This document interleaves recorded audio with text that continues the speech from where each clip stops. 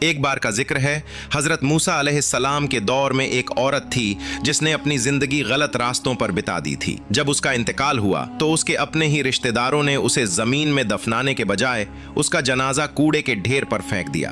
کوئی اس کے پاس تک جانے کو تیار نہیں تھا۔ اسی دوران حضرت موسیٰ علیہ السلام اللہ تعالیٰ سے ہم کلام ہونے کوہ طور کی طرف روانہ ہوئے، مگر وہاں پہنچتے ہی اللہ تعالیٰ نے فرمایا، اے موسیٰ، باقی باتیں بعد میں کریں گے، پہلے میری ایک بندی کی لاش کو عزت سے غسل دے کر دفن کرو۔ حضرت موسیٰ علیہ السلام حکم سن کر واپس لوٹے اور تلاش کرتے ہوئے ایک ایسی جگہ پہنچے جہاں ایک بے وجہ پڑی لاش کے پاس کچھ کتے موجود تھے، جیسے اس کی حفاظت کر رہے ہوں۔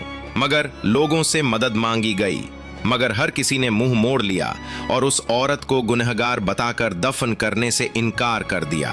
تب حضرت موسیٰ علیہ السلام نے اپنے بھائی حضرت ہارون علیہ السلام کو بلایا اور دونوں